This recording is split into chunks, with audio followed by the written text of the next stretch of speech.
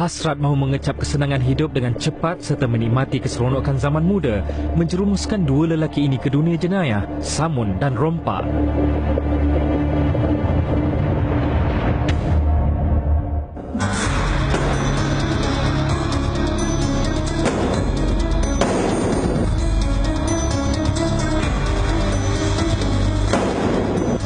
Saya salah seorang kumpulan Black Cat 21. Masa umur saya 25, saya dah merasa satu tekanan hidup. Apabila masa tu keluarga saya pun dah menambah, mak saya pun dah meningkat umur. Jamil Ahmad dilahirkan di Alur Merah, Alor-Star, Kedah. Bapanya, seorang anggota polis, sering berpindah randah sehingga membawa dia menetap di Dungun, Terengganu. Ketika itulah dia mula berjinak dalam aktiviti jenayah semasa masih belasan tahun lagi. Di sekitar pertengahan tahun 70-an, Jamil Ahmad yang semakin terkenal dengan sikap nakalnya terjebak di dalam kancah kegiatan haram. Manakala rakan jenayahnya Muhammad Saleh Taib lahir di Taiping, Perak pada 1949.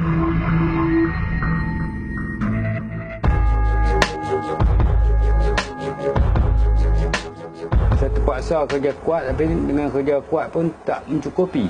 Di dalam lingkungan umur 20-an, dia berhijrah ke Baling, Kedah. Aktiviti yang pertama sekali saya samun di satu kawasan, iaitu di kawasan Sungai Petani lah.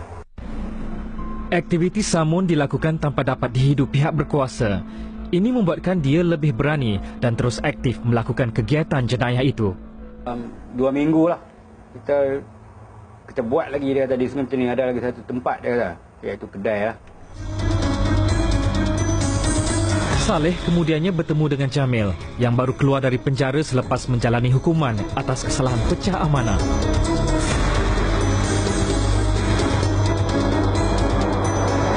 Dia kata kedai ni memang duit banyak. Maka kami pun ikut serta juga lah, pergi samun. Bila berjaya maklum sajalah kan. Dia jadi seronok lah, jadi semangat tu dah melimpah luar lah.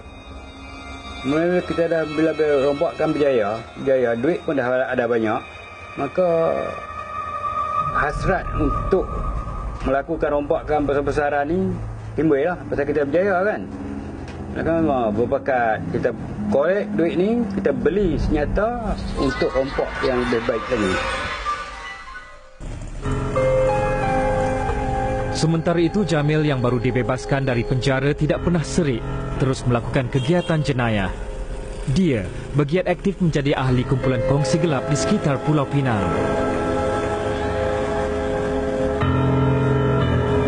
Gangster ni ramai kumpulan. Kami sentiasa bergaduh dengan kumpulan 08, 03, 3 Bunga. Jadi biasa bergaduh di padang kota mengakibatkan kematian. Masa tu gangster pun faham lah. Gangster masa tu dia tak ada erti takut. Antara kegiatan yang sering kali dilakukan seperti memeras ugut meminta wang pelindungan daripada peniaga-peniaga di kawasan perindustrian Mak Mandi di seberang Perai.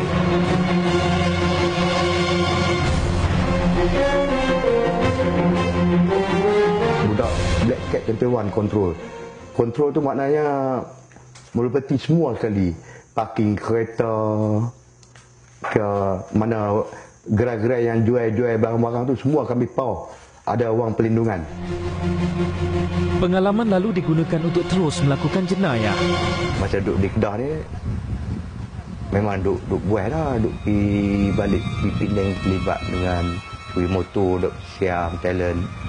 Belakang pertukaran, ambil motor, tukar gajah. Belakang satu hari tu, kawan-kawan belah petani, belah Thailand ni, Semawa senjata api. Lagipun kita duduk tengok harian. Saya pula memang harian ni duduk tengok. Bapak saya ada bawa pistol mata gelap ni, memang pistol 24 jam dengan dia orang. Di situ pun saya dah minat dah. Lepas tu bapak saya tidur kan, saya ambil pistol tu main.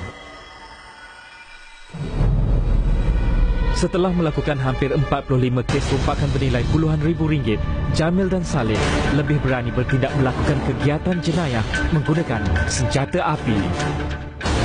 Pertama sekali rompakan yang guna senjata api ni di sebuah kedai barang. Permulaan samun kedai lah. Belakang sambung kedai, member ramai, tak cukup, tak puas lagi. Cari lagi pistol. Cari lagi. Dapat 2. Lepas tu sambung kedai emas sekali. Dapat 200,000 masa tu. Masa tu 200,000 memang besar lah.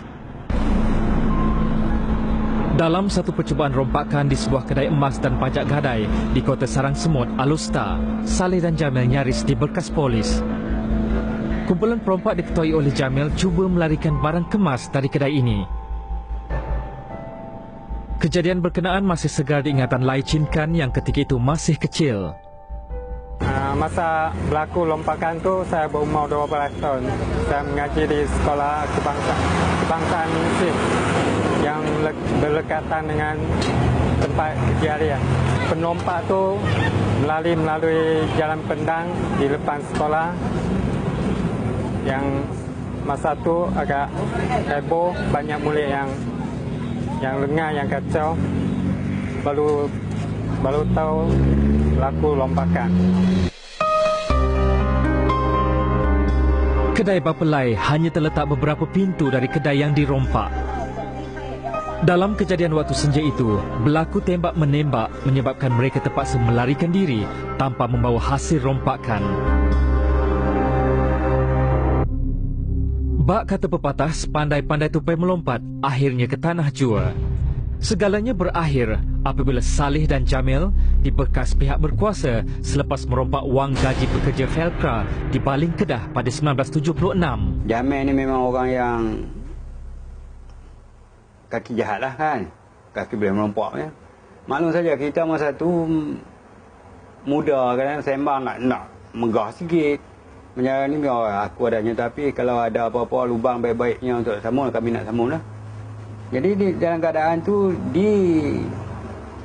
kebetulan di satu kawasan tu di Felda tu ada satu hamba Allah ni, dia pun kaki jahat juga. Dia berjumpa dengan Jamil, cerita kat Jamil. Jamil dia kata di Felda ni sekarang hari bulan ada keluar gaji. Ni Saleh ada bawa ni. Dia cakap hal tu.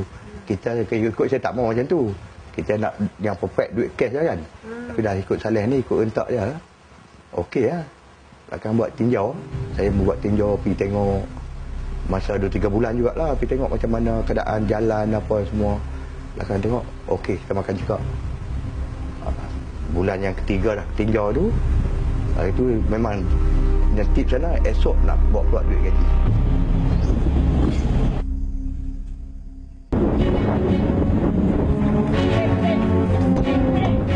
Menggunakan sebuah motosikal dan bersenjatakan sepucuk pistol serta selaras senapang, Saleh dan Jamil menunggu di sebatang jalan sunyi kira-kira jam 3 petang. Dalam tempoh kurang dari 3 minit, wang gaji pekerja Felcra berjumlah RM50,000 berjaya dilarikan. Kebetulan yang boleh jadi kes ni terbongkar, kawan saya yang kata 2 orang tadi ni, Mak tadi ni, dia ada jumpa satu geng lagi. Dia minta pinjam nyata yang kami guna ni tadi. Dia kata, Jamil, Saleh, bagi saya pakai senjata sat, kita nak pergi rompak satu tempat di Alok Gunung, Alustar. Dalam rompakan itu, kumpulan penjenayah yang menggunakan senjata api yang dipinjam dari Saleh dan Jamil berjaya diberkas polis. Hasil siasatan ke atas rakan penjenayah, polis mengenal pasti bahawa Saleh dan Jamil terbabit dalam kes rompakan wang gaji pekerja Felcra. Hari tu kebetulan saya tak pergi. Saleh dengan Mak Belanda saya pergi. Senjata tu dia ambil ke saya. Senjata double barrel tu dengan pistol dia pun ambil pergi. Masa tu dia kena tangkap tu. Kebetulan pagi tu saya duduk di Pekan Keluar Negara tu hari Selasa. Memang dia ada pekan hari, orang kata pekan nat masa tu kan. Lah ni pasal minggu lah kan. Jadi saya duduk di kedai kopi tu, saya tengah duduk minum. Satu anggota polis datang pada saya. Dia kata, Saleh, USPD nak jumpa. Kan Saleh pun dah kena tangkap tahun, saya ingat, dalam tahun 76 dia tangkap. Dia tangkap dalam bulan 6 ke bulan 7 itu lah. Dia kena tangkap. Saya pun ingat dia kena tangkap, memang saya... Saya lari sat. Lari saya hilang. Memang dia tahu dah pecah lubang punya. Pepatah Melayu kata sepandai-pandai tupai melompat, akhirnya jatuh ke tanah juga. Selepas 62 hari ditahan di Balai Polis Alor bagi melengkapkan siasatan, kedua-duanya kemudian ditahan di penjara Alor. Sehingga 1979, Mahkamah Alor menjatuhi hukuman penjara sepanjang hayat setelah mereka didapati bersalah melakukan rompakan di bawah Seksyen 4 Akta Senjata Api 1972. Selain daripada itu, mereka turut dikenakan hukuman 6 sebatan rotan. Pengalaman yang saya kena rotan ni, kalau saya nak cerita sakit, tak dapat saya nak bayang macam mana sakit. Orang tak akan dapat merasa kan. Memang sakit ni tidak ada bandingan. Memang dia rasa kesakitan tu daripada ujung rambut pun kita rasa sakit. Seandainya saja masa kita kena rotan tu kita dapat peluang pegang ujung rambut ni, kita tak berani nak pegang ujung rambut. Dia punya kesakitan. Kita takut.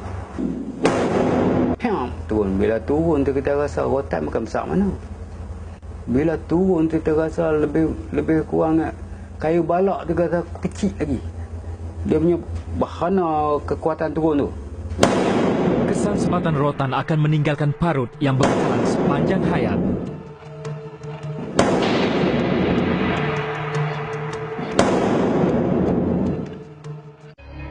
Sepanjang tempoh penahanan di penjara, Saleh dan Jamil pernah merancang memboloskan diri. Saleh 27 tahun, sementara Jamil 26, masing-masing merasakan tempat mereka bukanlah di penjara, sebaliknya terus bebas di dunia luar dan meneruskan kegiatan jenayah mereka.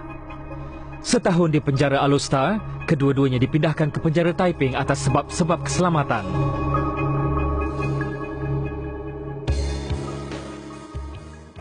Di tahun permulaan di dalam penjara, Jamil dan Saleh terus mengekalkan sikap panas baran, degil, ego dan mereka dikenali sebagai kaki gaduh. Sehingga ada beberapa insiden pergaduhan yang menyebabkan Saleh mengalami kecederaan akibat pergeseran sesama sendiri. Jamil yang terkenal dengan gelaran Datuk Malapetaka seringkali menimbulkan suasana kucar kacir di dalam penjara. Manakala pengikut setianya Saleh sentiasa di belakang Jamil dalam apa jua situasi. Di penjara Taiping, mereka ni boleh dikatakan sikap yang keras. Maknanya tidak takut untuk melakukan kesalahan. Jadi cerita-cerita daripada pegawai yang lama ni bahawa Jamil ni di luar pun adalah seorang yang berhati keras. Di waktu yang sama, terdapat antara 80 hingga 100 banduan menjalani hukuman sepanjang hayat di penjara Taiping. Sepanjang dalam penjara, aktiviti saya, vokasional saya adalah tukang kasut. Selain pada itu, semasa sambilan belajar sikit agama dan mengikuti kuliah-kuliah agama. Saya seorang bulu ni saya jadi baik sikit lah. Saya dah berumur dah kan. Ingat 50 lebih dah kan. Nah, di situ saya pun belajar agama sikit, belajar apa yang patut kan. Di situ lah rajin sembahyang sikit, rajin doa sikit, baru insaf. Penjara sebagai sebuah institusi pemulihan berperanan penting mengubah kepribadian seseorang banduan. Saleh, orang yang amat ketara sekali perubahannya. Dia orang kata kalau macam inilah jahatnya Saleh tu pada peringkat awal, semasa saya datang tu maknanya dia dah jadi macam itu.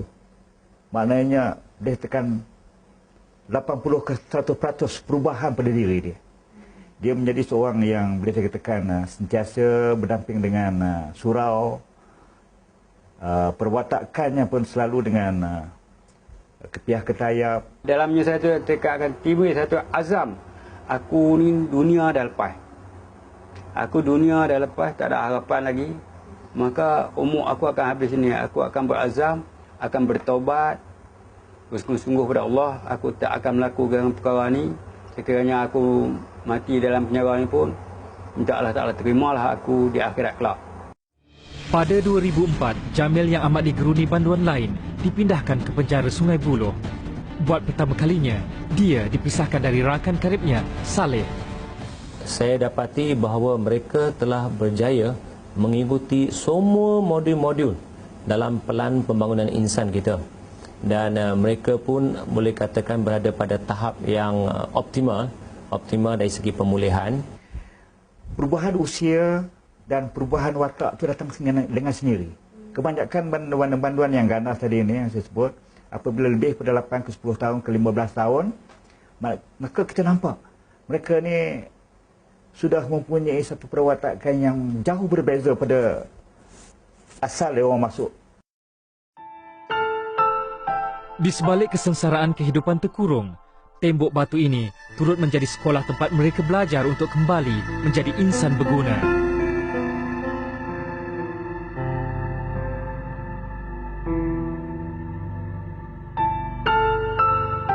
Banyak kali pihak pengurusan telah menghantar laporan Lembaga Pengampunan Negeri iaitu kepada SUK Negeri Kedah. Tetapi masih tidak mendapat sebarang keputusan. Usaha ini turut mendapat sokongan pihak Istana Kedah untuk membebaskan Saleh dan Jamil. Dan akhir sekali selepas setahun kita majukan dokumen tersebut, dan mereka pun telah mendapat pengampunan daripada Sultan Kedah. Berita pembebasan yang diterima amat mengharukan kedua-dua banduan hayat. Saya bebas bulan puasa 2006. Saya ingat 8 puasa. 8 bulan 10 2006. Kamu dibebaskan, dapat pengampunan daripada Sultan Kedah.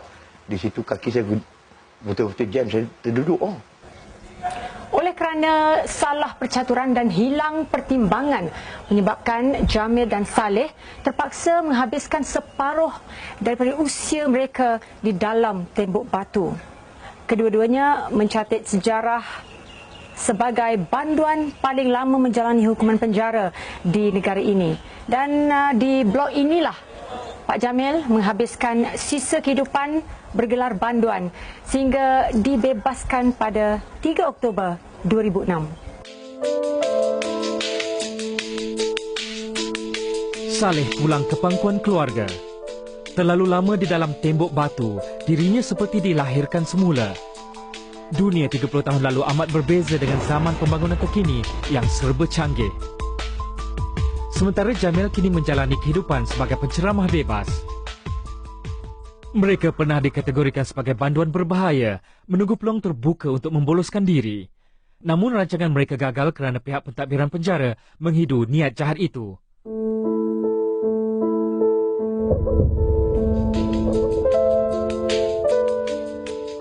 Sudah suratan, mereka merengkuk di dalam penjara sekian lama. Saleh 57 dan Jamil 56 kini menikmati kebebasan pada usia tua.